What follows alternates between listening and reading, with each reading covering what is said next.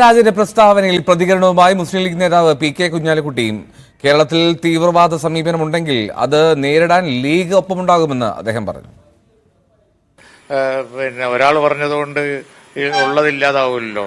എന്തെങ്കിലും ആ തരത്തിലുള്ള തീവ്രവാദ സമീപനം കേരളത്തിൽ എപ്പോൾ വന്നിട്ടുണ്ടെങ്കിലും അതിനെ ശക്തമായി എതിർക്കാൻ പാണക്കാട് തങ്ങന്മാരുടെ നേതൃത്വത്തിൽ ശിഹാബ് തങ്ങളുടെ കാലത്ത് ഇപ്പോൾ സദിഖലി ശിഹാബ് തങ്ങളുടെ കാലത്ത് മുഖ്യധാരയിൽ മുന്നിട്ടിറങ്ങാൻ ഞങ്ങളുണ്ട്.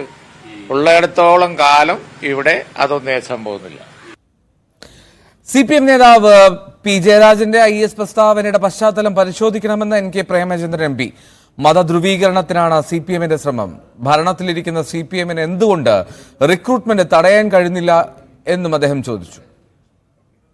പി ജയരാജനെ പോലെയുള്ള CPMന്റെ പൊളിറ്റിക്കൽ സ്ട്രാറ്റജിസ്റ്റ് എന്ന് വിശേഷിപ്പിക്കാൻ കഴിയുന്ന ഒരു നേതാവ് കേരളത്തിൽ നിന്ന് IASന്റെ റിക്രൂട്ട്മെന്റ് നടത്തിയിട്ടുണ്ട് എന്നൊരു പ്രതികരണം പ്രസ്താവന ഇപ്പോൾ നടത്തിയതിന്റെ പശ്ചാത്തലം എന്ത് എന്ന് വിശദീകരിക്കാൻ ബാധ്യത CPMനുണ്ട്. അപ്പോൾ വർഗീയമായ ധ്രുവീകരണം കേരളത്തിൽ വളർത്തിക്കൊണ്ടുവരാനുള്ള ബോധപൂർവമായ ഉദ്ദേശത്തിന്റെ ഭാഗമായിട്ട് മാത്രമേ അതിനെ വിലയിരുത്താൻ കഴിയൂ.